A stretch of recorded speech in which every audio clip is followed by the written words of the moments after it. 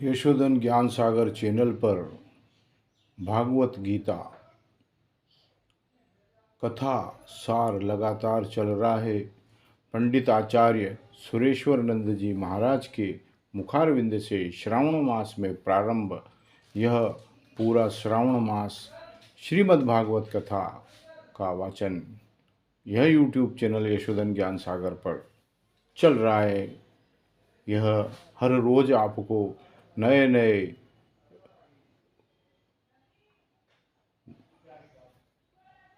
प्रवचन द्वारा कथा के अंदर नई नई कथाएं सुना करके आपको मंत्रमुग्ध करने वाली श्रीमद् भागवत कथा श्रवण करें। वक्ता और श्रोता दोनों ही को एकाग्र चित्त होना पड़ता है, तब श्रीमद् भागवत कथा का सार समझ में आता है।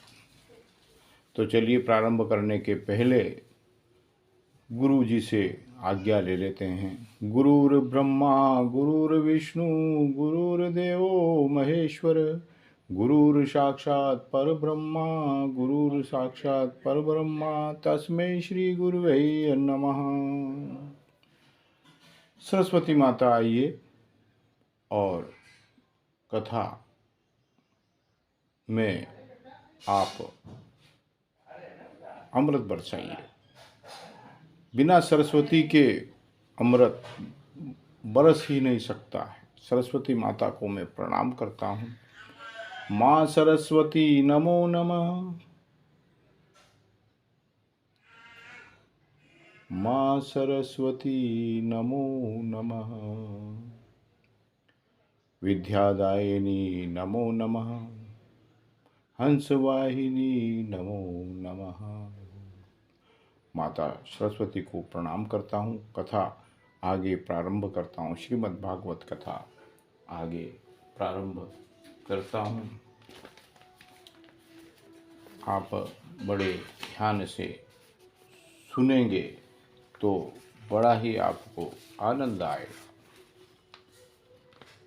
वक्ता देखिए, श्रीमद् भागवत कथा में वक्ता सरल सहज और विनम्र होगा। व्यासपीठ पर बैठने वाले जो भी आचार्य हैं, अगर वह सरल सहज और विनम्र होंगे तो श्रोता भी उसकी बात को सुनेंगे। सरल और सहज और विनम्रता व्यासपीठ पर बैठने वाले आचार्य को रखना चाहिए, तब श्रोता उस श्रीमद् भागवत कथा को बड़े ध्यान से सुनते हैं।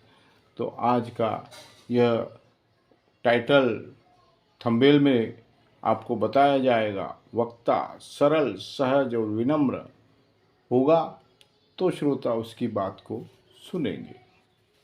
यह आज का एक बहुत ही बड़ा विषय है जिस पे चर्चा होना है। भगवान देखिए, भगवान के कार्य भगवान की इच्छा के बगैर नहीं होते। आप देखें, कहीं भी आप कथा करवाएं, कहीं मैदान में, तो भगवान की इच्छा के बिना पंडाल लग ही नहीं सकता। अहंकार हमेशा विनाश का कारण बनता है। कथा और अहंकार दोनों एक दूसरे के विपरीत है। अगर अहंकार छोड़ देंगे तो निश्चित ही कथा आप करवा पाएंगे और भगवान की भक्ति जीवन को सफलता दिलाती है। अगर आपने अहंकार छोड़ दिया तो भगवान की भक्ति ही आपको सफलता दिलाएगी। मनुष्य को विनम्र और सरल होना चाहिए। मनुष्य को विनम्र होना चाहिए, सरल होना चाहिए, सहज होना चाहिए। देखिए, घर पे मेहमान आए, आप हाथ जोड़कर गेट पर उनका स्वागत कर रहे हैं, हार फूल माला पहना रहे हैं, उनके चरणों में नमन कर रहे हैं, तो यही ही एक अतिथि देवो भव का सत्कार होता है। ये ऐसा भागवत गीता में बताया गया है। वक्ता सरल सहज और विनम्र होगा तो श्रोता भी उसकी बात सुनेंगे। यह बात आचार्य सुरेश्वरानंद जी महाराज के मुखारविंद से निकल रही है, जो श्रावण मास में आपके सामने पटल पर वाचन की जा रही है। श्री भागवत कथा, श्रीमद् भागवत कथा आयोजन समिति पहली बार चतुर्मास सत्संग व भागवत कथा आयोजित की जा रही है।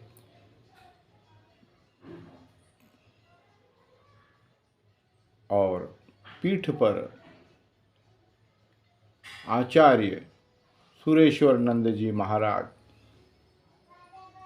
द्वारा यह कथा आपके सामने पटल पर रखी जा रही है।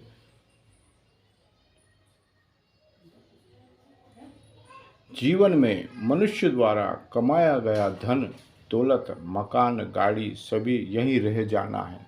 देखिए, आपने जो भी कमाया है जीवन के अंदर मनुष्य ने, तो गाड़ी बंगला मकान यह सब यहीं रह जाना। अंत समय में सिर्फ भगवान की भक्ति आपके साथ जाएगी। अगर कोई मरते समय श्री राम का नाम ले ले, श्री कृष्ण का नाम ले ले, श्री शिव का नाम ले ले, या किसी भी अन्य देवी देवता का नाम ले ले, तो वह सीधा ही स्वर्ग को सिधार जाता है। और दीन दुखियों की सेवा हमेशा करना चाहिए। यही एक बहुत बड़ा धर्म है। भूखे को भोजन करा दें आप, यही श्रीमद् भागवत कथा है। और सत्संग में आपको बड़े एकाग्र चित्त होकर के वक्ता की एक एक शब्द को सुन करके अपने मन में उतार लेना चाहिए।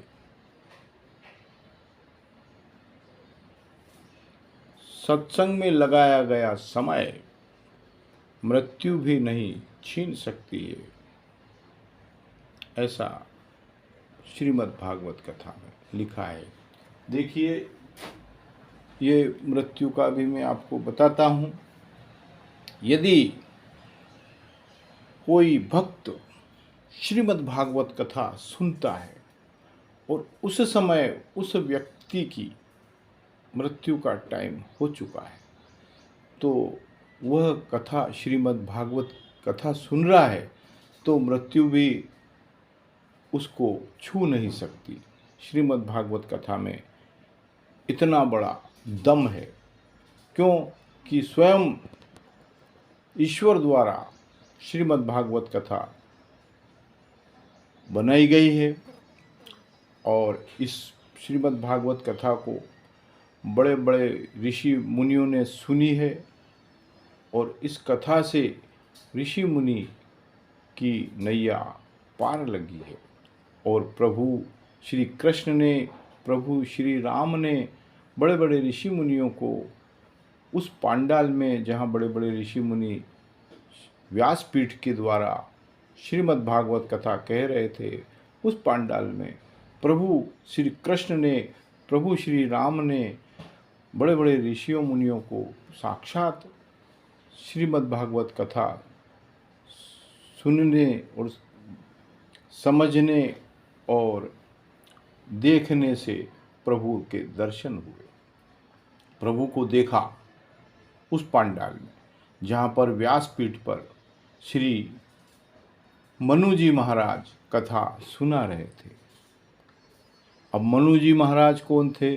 श्रीमद् भागवत कथा के कथावाचक श्री मनु जी महाराज। इसके बाद बड़े बड़े ऋषि, उन्होंने भी कथा कही, लेकिन मनु जी महाराज ने कथा कही श्रीमद् भागवत कथा। और उस कथा में प्रभु श्री राम सुनने के लिए आए, प्रभु श्री कृष्ण सुनने के लिए आए, और पांडाल में जो भी ऋषि मुनि जो श्रोता थे, उन्होंने भी प्रभु श्री राम और श्री कृष्ण के दर्शन किए। यही श्रीमद् भागवत कथा का सार है। इसलिए भागवत कथा को आप कोई छोटा मोटा यह ग्रंथ नहीं है। इस ग्रंथ को यदि आप घर में रख कर के और इसके भी दीपक लगा करके और इसके भी फूल माला चढ़ा करके और इसको भी प्रणाम अगर आप कर लेते हैं तो यही भागवत कथा का सार बन जाती है और धीरे धीरे उस घर में खुशहाली आ जाती है।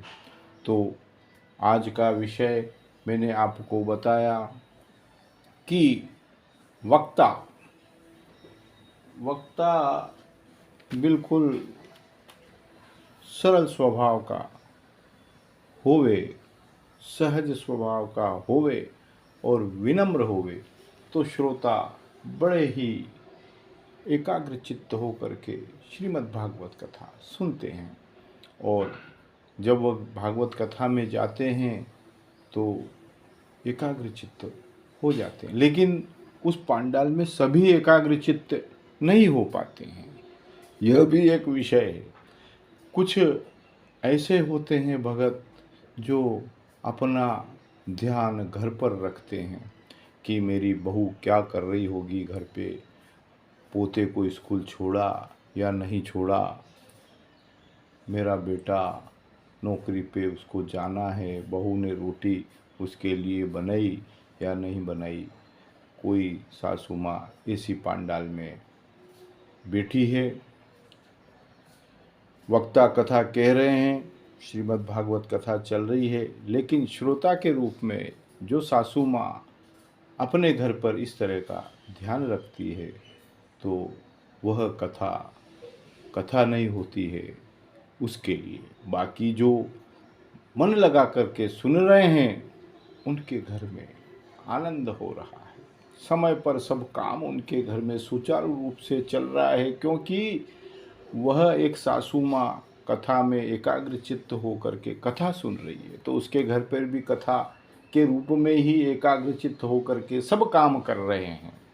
यह आचार्य सुरेश्वरानंद जी महाराज के मुखारविंद से यह श्रावण मास में कथा का सार सुनाया जा रहा है। इस कथा को आप बड़े ध्यान से सुनेंगे तो आपको कथा के अंदर नए नए वृतांत मिलेंगे।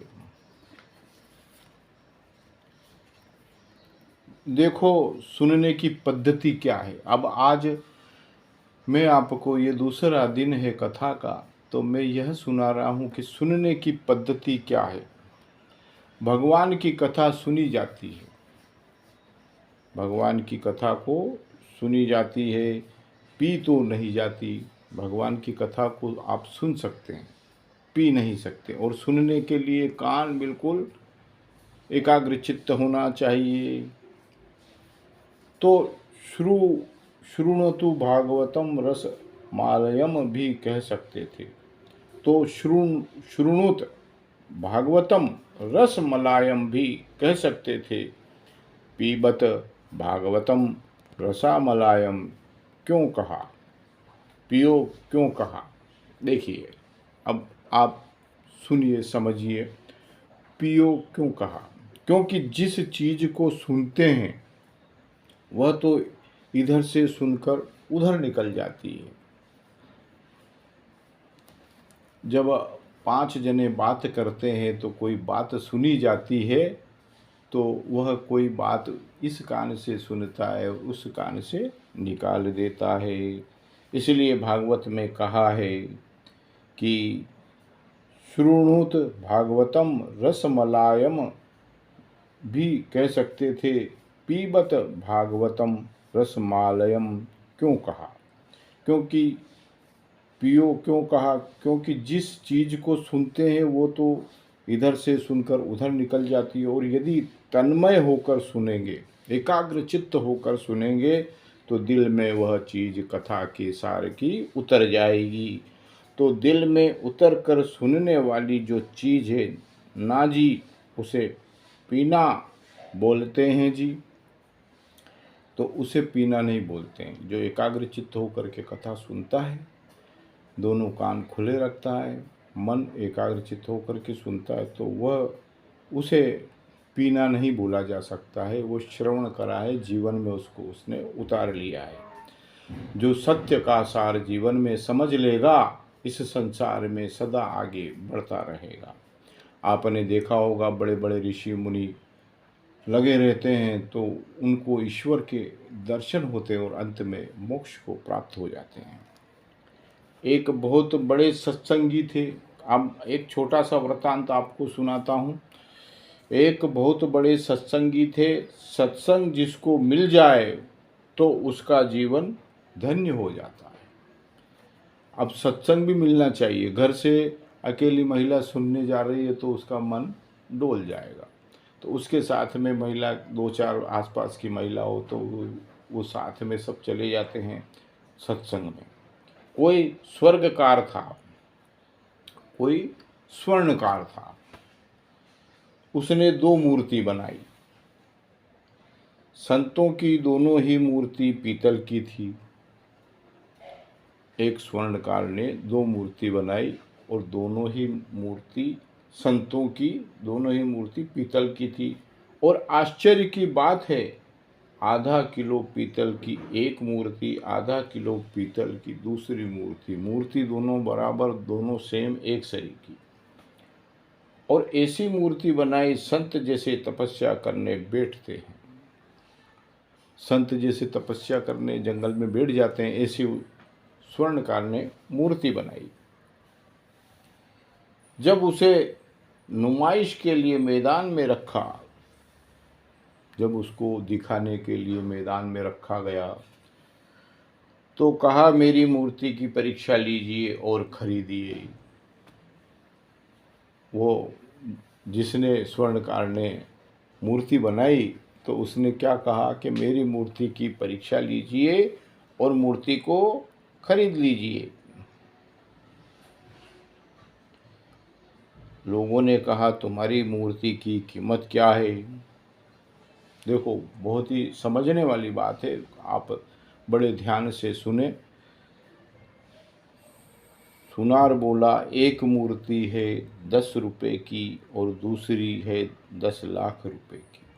अब देखिए, एक मूर्ति तो उसने बताया 10 रुपए की और एक मूर्ति को बताया 10 लाख रुपए की, और दोनों सेम है।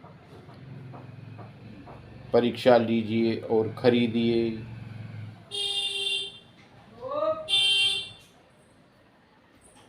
तो खरीदने वाले ने बोला कि जो लाख रुपए की मूर्ति सोने की है क्या? तो क्या बोलता है सुनार, सुनिए। नहीं साहब, बिल्कुल पीतल की है, क्योंकि दोनों एक जैसी ही बनाई है। 1% भी इसमें सोना नहीं है, लेकिन ये लाख रुपए की है।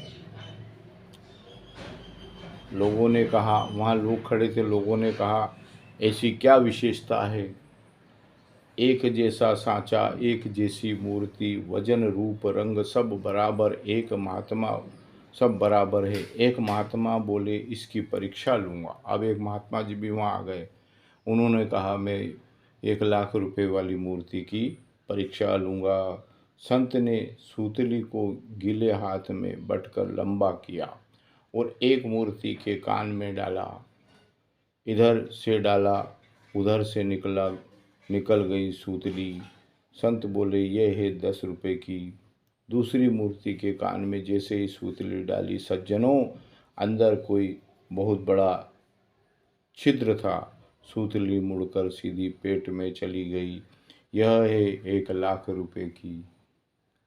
देखिए, अब आप इसको समझिए कि एक सूतली जिसको वो संत महात्मा ने इधर कान से डाली, उधर निकल गई, उस कान में निकल गई, तो वह तो हो गई 10 रुपए की। और एक सूतली जो कान में डाली वह सीधी पेट में, मन में उतर गई, तो वह है 10 लाख रुपए की। यह आप समझें तो बहुत ही आपको समझने वाली बात है। इसको आप समझ लीजिए। सूतली मुड़कर सीधी पेट में चली गई, यह है 1 लाख रुपए की। मतलब कहने का क्या है? इधर से सुनकर उधर निकाल देवे, वो हो गया खाली सरोता या सोता। और जो सुनकर जीवन में उतार लेवे वही गया सच्चा श्रोता। वो हो गया सच्चा श्रोता। रामचरित जे सुनत अघाही, रामचरित जे सुनत अघाही, रस विशेष जाना तिन नाही। जिन हरि कथा सुनी नहीं काना, श्रवण रंध्र अहि भवन समान। देखिए, परमात्मा की कथा को सुनकर जो कह दे बहुत सुन लिया, रोज क्या सुने।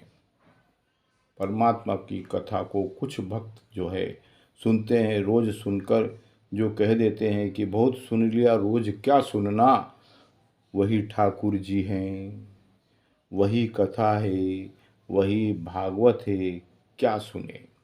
उनके सुनी थी वही सुनी थी, कितनी बार सुने। ऐसा जिसके मन में भाव आता है वो कथा के तत्व को नहीं समझ सकता है।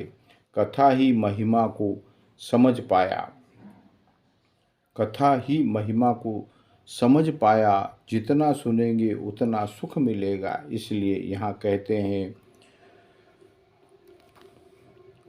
मुहु रहो रसिका भूवि भावुका। कथा के रस का पान करो।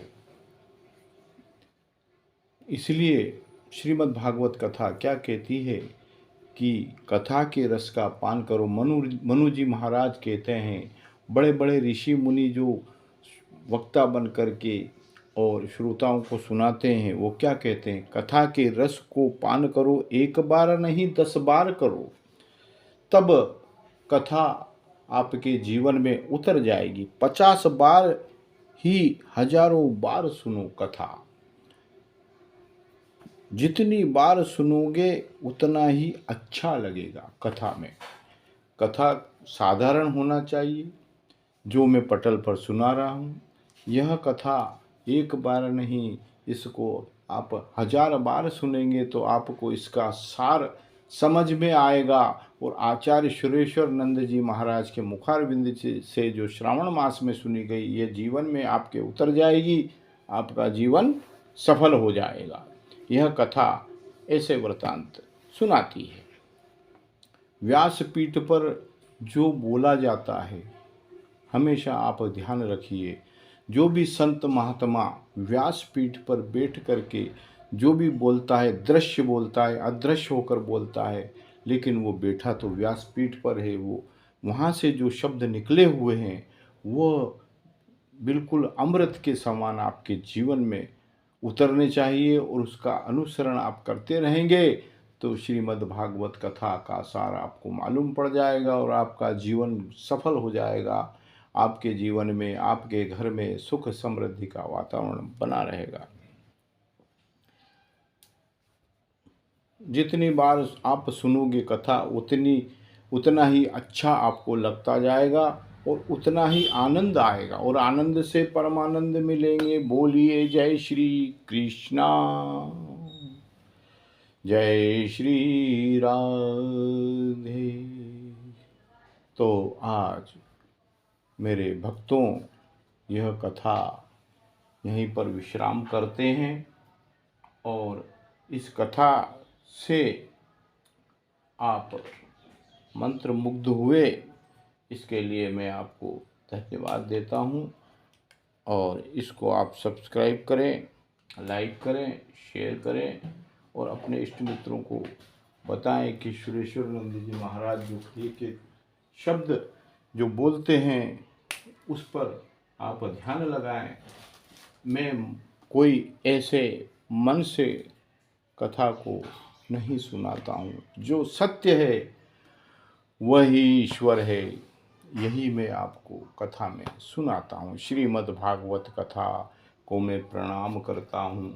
श्रीमद् भागवत कथा आपके जीवन के हर क्षण को एक उज्जवल बना दे, यह मैं श्रीमद् भागवत कथा से प्रार्थना करके निवेदन करता हूँ कि आपके घर में यह कथा चले और आपका घर के अंदर से दरिद्रता चली जाए, आपके घर के अंदर धार्मिक बातें होने लग जाए, यही कथा है श्रीमद् भागवत कथा। आपके घर में सब इस कथा को सुनकर के और आनंदमय अपना जीवन यापन करे, यही मैं प्रभु से, मेरे ईश्वर से, श्री कृष्ण भगवान से, भगवान राम से यही प्रार्थना करता हूँ। हे प्रभु, जिस घर में श्रीमद् भागवत कथा चले, जिस घर में श्री रामायण चले, उस घर में आप स्वयं निवास करें और उस घर के रहने वालों को अमृत की बूंदों का रस कथा के द्वारा पिला देवे और सब सत्य के मार्ग पर चलने लग जावे। यही आचार्य सुरेश्वर नंद जी महाराज के मुखारविंद से श्रावण मास में प्रवचन चल रहे हैं, जिनको आप सुन करके अपने जीवन को धन्य बनाएं। देखिए, ये कथा का अब यहाँ समापन हुआ। अब आप कुछ ऐसा काम करिए जिससे आपके जीवन में सफलता मिलने लग जाए। तो करना क्या है, मैं आपको जो लिखा है पुस्तकों में, प्राचीन पुस्तकों में, वही आपको बताता हूँ। करना ये है कि अभी श्रावण मास चल रहा है, तो श्रावण मास के अंदर आप शंकर भगवान के मंदिर में सावन सोमवार के दिन शहद ले जावें और उस शहद से शिवलिंग का लेपन करते जावें और ओम नमः शिवाय का जाप करते रहें। अब शहद का लेपन करें, ओम नमः शिवाय का जाप करें, और जब यह शहद का लेपन हो जावे, ओम नमः शिवाय का जाप हो जावे, उसके बाद लोटे से जल से भगवान शंकर को स्नान करवा देवें, शिवलिंग को स्नान करवा देवें, और फिर एक बिलपत्र शिव जी को अर्पित कर दें बड़े श्रद्धा भाव से श्रावण मास में। और फिर शिव जी से हाथ जोड़कर बोलें कि जैसे मैंने शहद से आपका लेपन किया, मिठास आपके ऊपर मैंने समर्पित करी प्रभु, तो मेरे परिवार में भी मिठास आ जावे। यह एक ही बार करना है, श्रावण मास में करना है, एक ही सोमवार को करना है। आप देख लेंगे खुद ही अपने घर में पूरे परिवार में मिठास आ जाएगी। प्रभु शिव जी को मैं प्रणाम करता हूँ। मैंने यह उपाय यह जनता के सामने, मेरे भक्तों के सामने मैंने बताया। मैं आपसे प्रार्थना करता हूँ कि यह शहद का उपाय उन भक्तों के घर में सुख शांति प्रदान करे। बोलिए भागवत श्रीमद् भागवत कथा सार की जय हो, कृष्ण भगवान की जय हो, राधा मैया की जय हो, श्रोताओं की जय हो।